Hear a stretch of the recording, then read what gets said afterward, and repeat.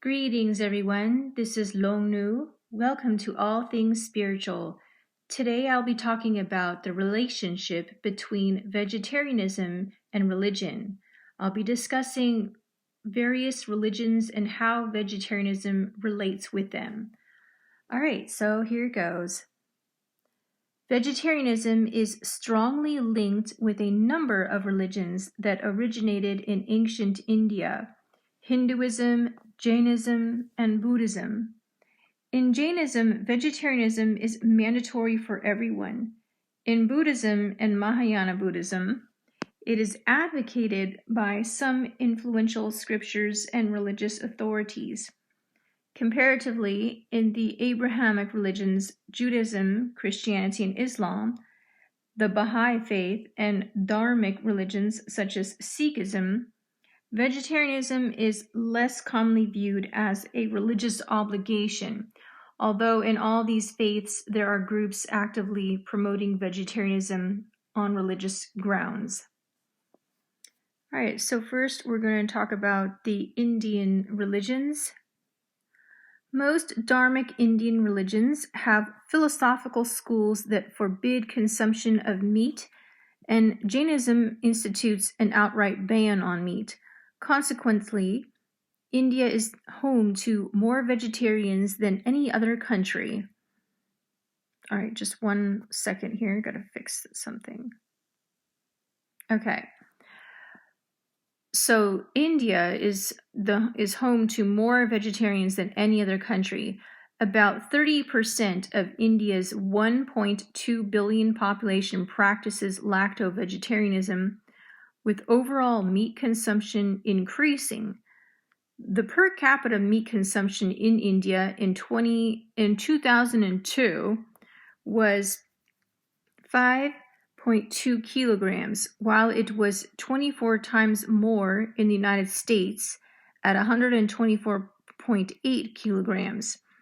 Meat consumption in the United States and India grew at about 40% over the last 50 years. In 1961, Indian per capita meat consumption was 3.7 kilograms, while the U.S. consumption was 89.2 kilograms. Jainism. Vegetarianism in Jainism is based on the principle of nonviolence, ahimsa, literally non-injuring. Vegetarianism is considered mandatory for everyone. Jains are either lacto-vegetarians or vegans. No use or consumption of products obtained from dead animals is allowed. Moreover, Jains try to avoid unnecessary injury to plants and sukshma jiva, Sanskrit for subtle life forms, and minuscule organisms. The goal is to cause as little violence to living things as possible.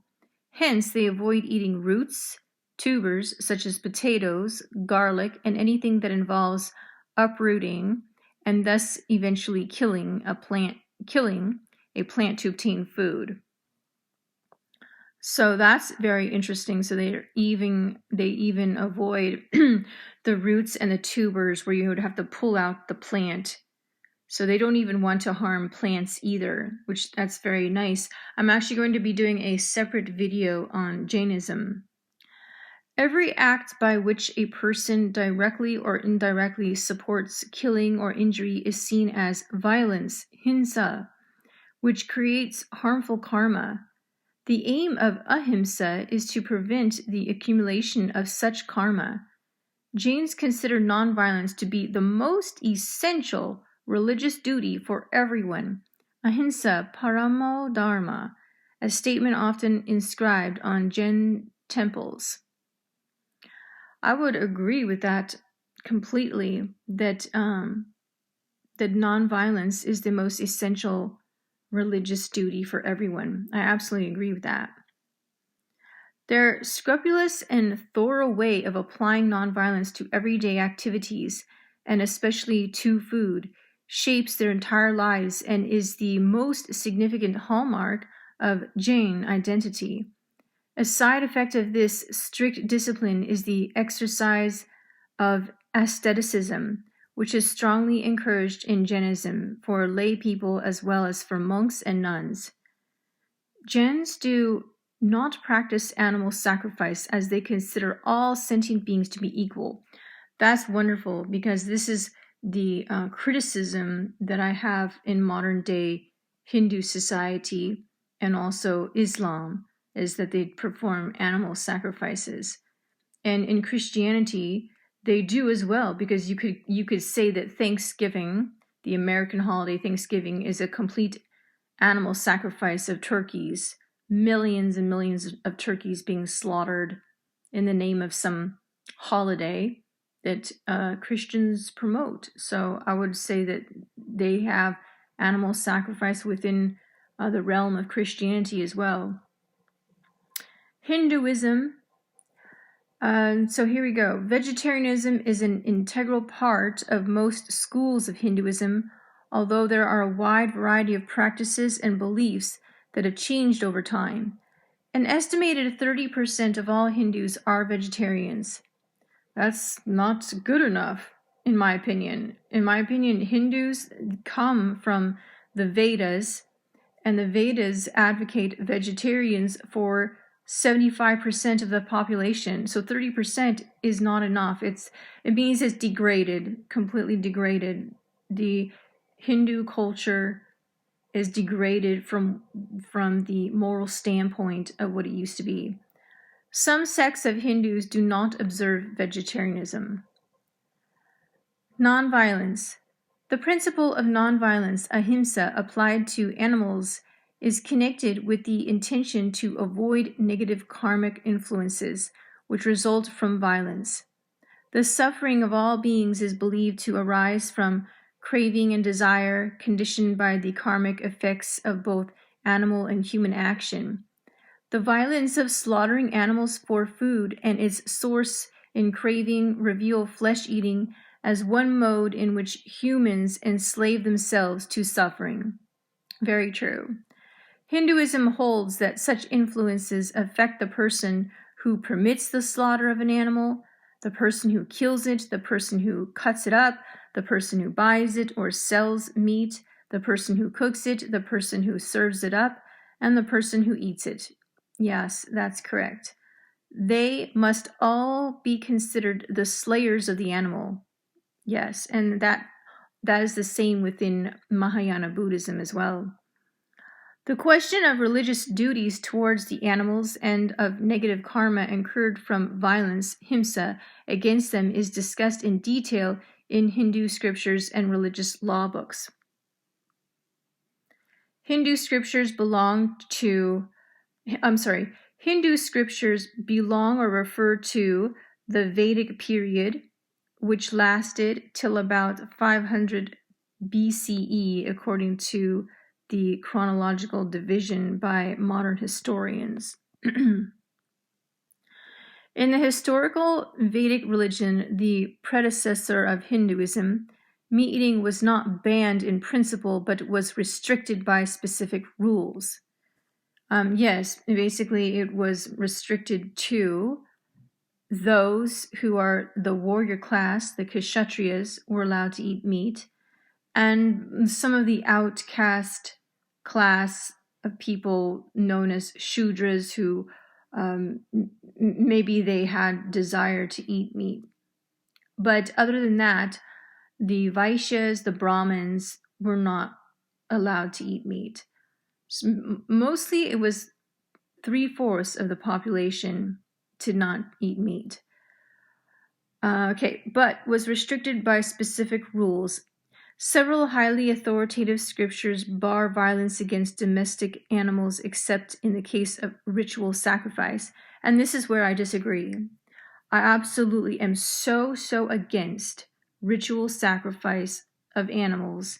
Any animal sacrifice in the name of religion is absolutely, completely condemned in my view. This view is clearly expressed in the Mahabharata, the Bhagavad Purana, and the Chandogya Upanishad. For instance, many Hindus point to the Mahabharat's maxim that nonviolence is the highest duty and the highest teaching as advocating a vegetarian diet. The Mahabharata also states that adharma, sin, was born when creatures started to devour one another from want of food, and that adharma always destroys every creature. It is also reflected in the Manu Smriti, a particularly renowned traditional Hindu law book, Dharma Shastra. These texts strongly condemn the slaughter of animals and meat eating. So, yes, and about the animal sacrifices mentioned in the Vedas, and this is the reason for Lord Buddha rejecting the Vedas. So, as he was born in the Indian culture, I think even in a Hindu family, he rejected that because he was not for the animal slaughter for ritual purposes. He highly condemned. So he basically abstained from all the Vedic literatures. And now, because we're in this age of Kali Yuga, all animal slaughter, no matter in the name of religion or food, is condemned. It is considered to have bad karmic reactions. Okay, so now, the Mahabharata and the Manu Smriti contain lengthy discussions about the legitimacy of ritual slaughter and subsequent consumption of the meat. In the Mahabharata, both meat eaters and vegetarians present various arguments to substantiate their viewpoints. Another point I would like to say is, like, even though the Vedic scriptures were allowing certain animal slaughter, what was actually forbidden and is the slaughter of cows. So cow slaughter was not acceptable for any class of people at all. Cow protection is what they observed. So if they were to do any animal sacrifices, it was to a goat or a sheep or some other animal, but not the cow. In the Mahabharata, both meat eaters and vegetarians present various arguments to substantiate their viewpoints. Apart from the debates about domestic animals, there is also a long discourse by a hunter in defense of hunting and meat eating. These texts show that both ritual slaughter and hunting were challenged by advocates of universal nonviolence, and their acceptability was doubtful and a matter of dispute. Current situation. In modern India, the food habits of Hindus vary according to their community or caste and according to regional traditions. Hindu vegetarians usually eschew eggs but consume milk and dairy products, so they are lacto-vegetarians. According to a survey of 2006, vegetarianism is weak in coastal states and strong in landlocked northern and western states and among Brahmins in general, 55% of whom are vegetarian. In 2018, a study from Economic and Political Weekly shows that, in fact, only a third of the upper caste Indians could be vegetarian. That's horrible. Only 1/3 of the upper caste. Upper caste means Brahmins. They should all Brahmins should be vegetarian in Hindu society. The fact that they're not just clearly shows the deterioration of modern human culture. Many coastal inhabitants are fish eaters. In particular, Bengali Hindus have romanticized fishermen and the consumption of fish through poetry, literature, and music. Hindus who eat meat are encouraged to eat jatka meat. Animal sacrifice in Hinduism. Here we go. Animal sacrifice in Hinduism, sometimes known as jatka bali. Okay, so I think what they're saying, Hindus who eat meat are encouraged to eat only meat that's been animal sacrifice meat. All right, so the ritual sacrifice normally forms a part of festival to honor a Hindu god.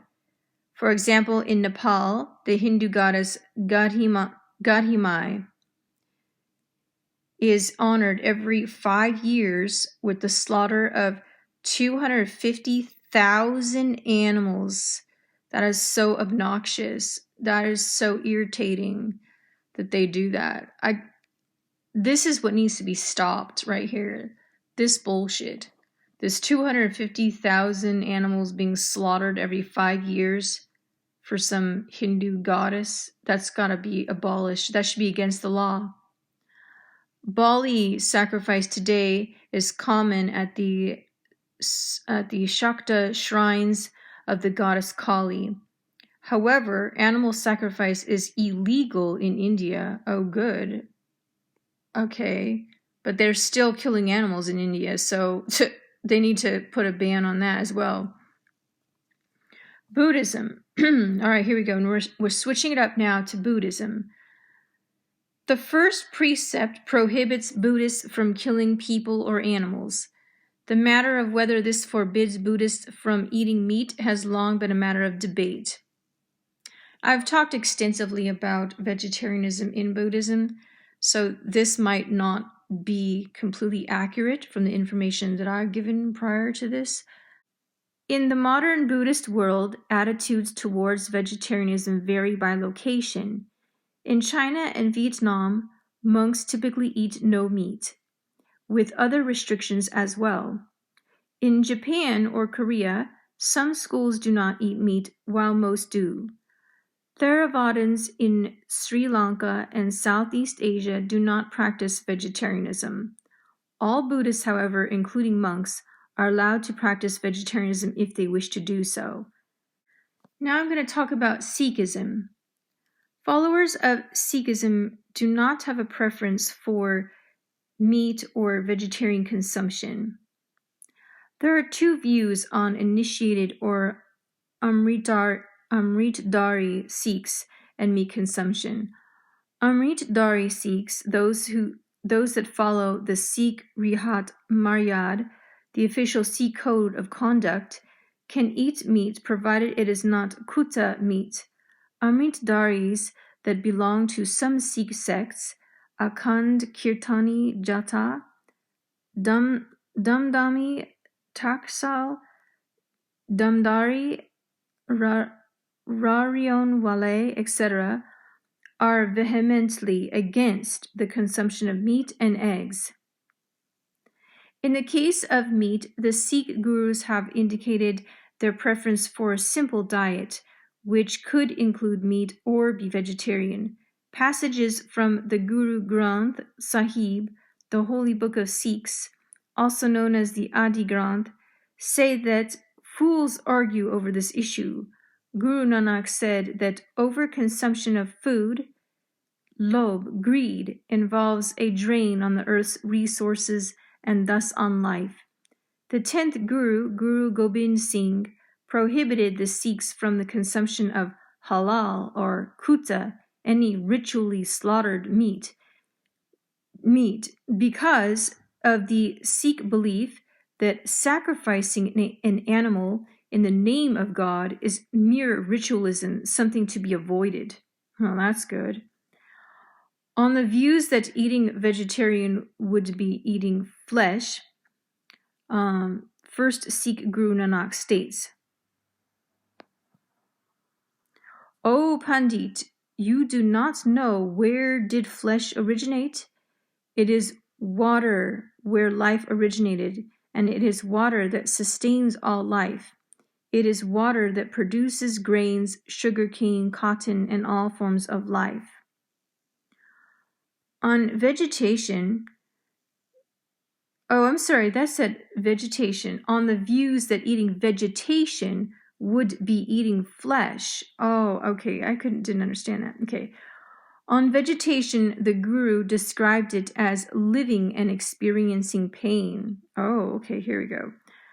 On page 143 of Sri Guru Granth Sahib Ji, it says, look and see how the sugar cane is cut down. After cutting away its branches, its feet are bound together into bundles. and then it is placed between the wooden rollers and crushed. What punishment is inflicted upon it? Its juice is extracted and placed in the cauldron. As it is heated, it groans and cries out, and then the crushed cane is collected and burnt in the fire below. Nanak, come, people, and see how the sweet sugar cane is treated. Sikhs who eat meat eat jatka meat. So I'll have to research that a little more. I'm a little confused if the point of that was to show that to be sensitive about the plant foods being eaten as well, or was that to minimize the sinfulness of eating meat? So I'm not sure. I gotta research that just a little more. All right, so anyway, we're going to move forward now to the Abrahamic religions.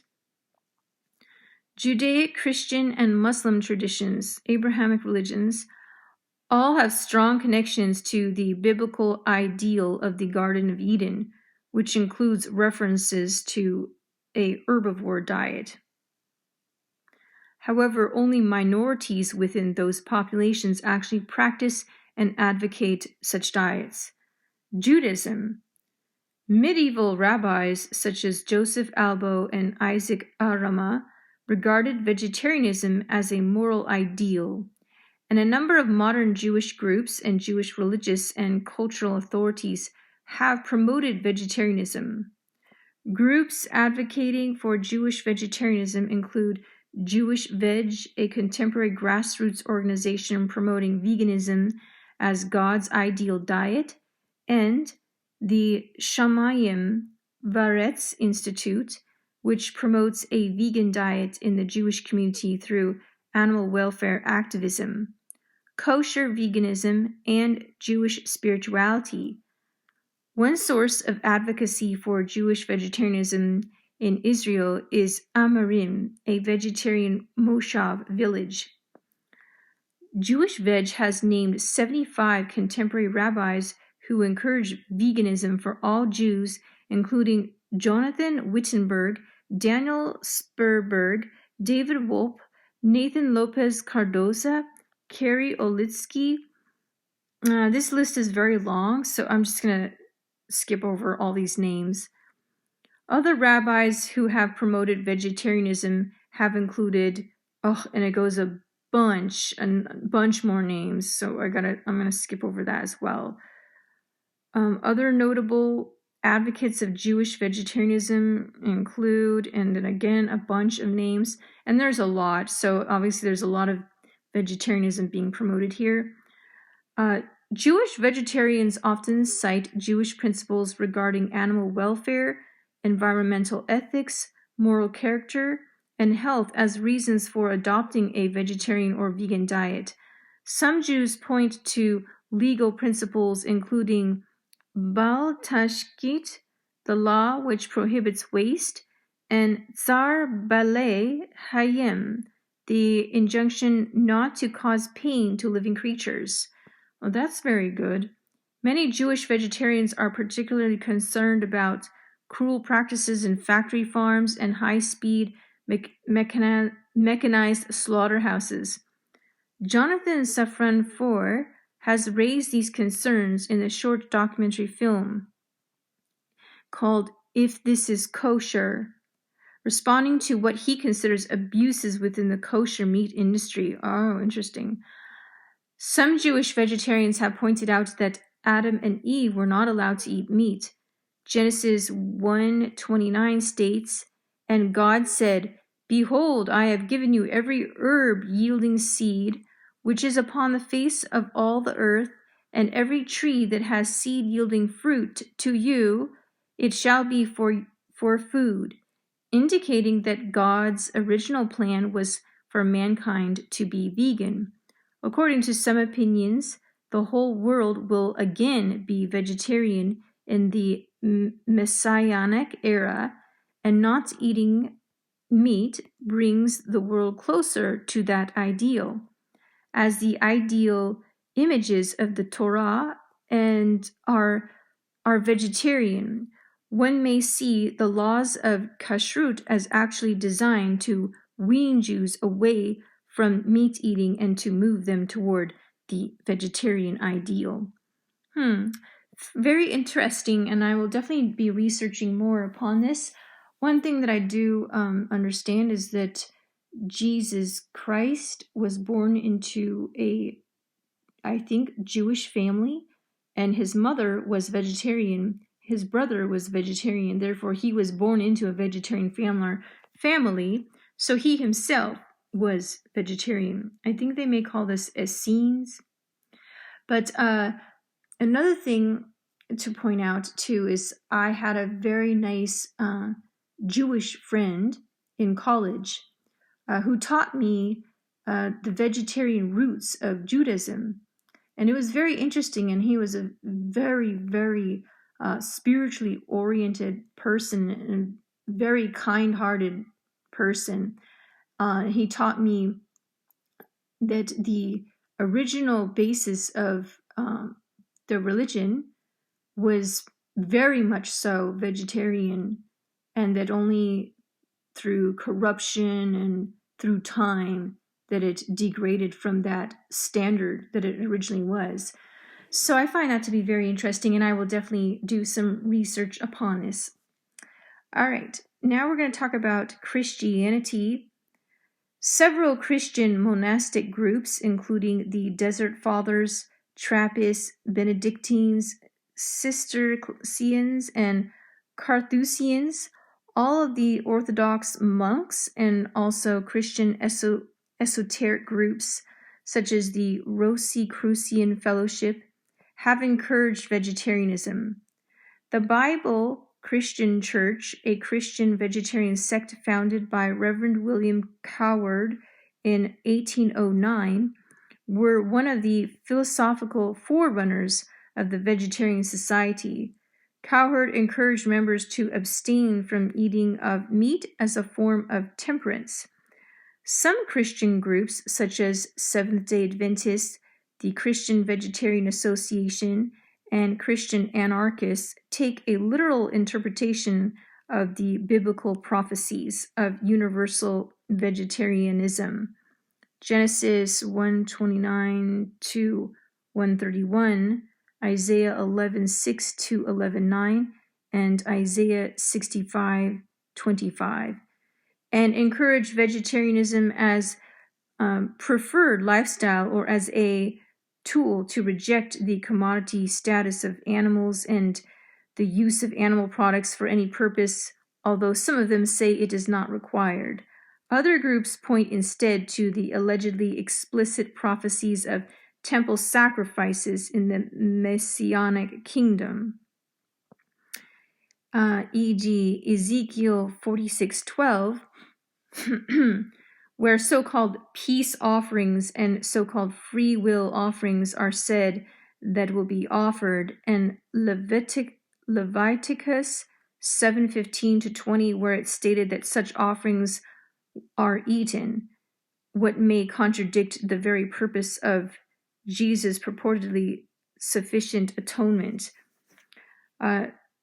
Some Christian vegetarians, there is a part of history that I do know is that Jesus was very upset, very angered to see animals being sacrificed in the Jewish synagogues, and therefore he overturned the tables and set the animals free, the birds and the different animals they had that were going to be slaughtered for ritual purposes.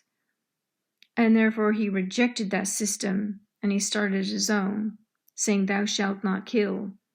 Some Christian vegetarians, such as Keith Akers, argue that Jesus himself was a vegetarian. Yes, exactly.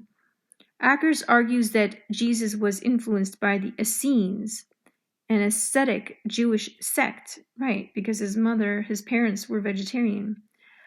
The present academic consensus is that Jesus was not an Essene, because they're fools. That's why they're saying that. The present academic consensus has an agenda to promote meat eating within Christianity. That's why. And here's a false statement. There is no historical record of Jesus' precise attitudes towards animals. Yes, there is. But there is a strand in his ethical teaching about the primary of mercy to the weak, the powerless, and the oppressed, which Walters and Portmes argue can also refer to captive animals. Okay, other more recent Christians movements, such as Sarks and Creature Kind, do not maintain that Jesus himself was a vegetarian, but instead argue that many practices which occur in the contemporary industrialized farming system, such as the mass culling of day-old male chicks in the egg industry, are incompatible with the life of peace and love to which Jesus called his followers. Well, yeah, absolutely, it's incompatible. Within Eastern Christianity, vegetarianism is practiced as part of fasting during the Great Lent, although shellfish and other non-vertebrate products are generally considered acceptable during some periods of this time. Vegan fasting is particularly common in Eastern Orthodoxy and Oriental Orthodox churches, such as the Coptic Orthodox Church of Alexandria, which generally fasts 200 days out of the year. That's interesting also. Okay, now I'm going to be starting the section on Islam, but I will start a new video to begin the part 2 of vegetarianism in religions.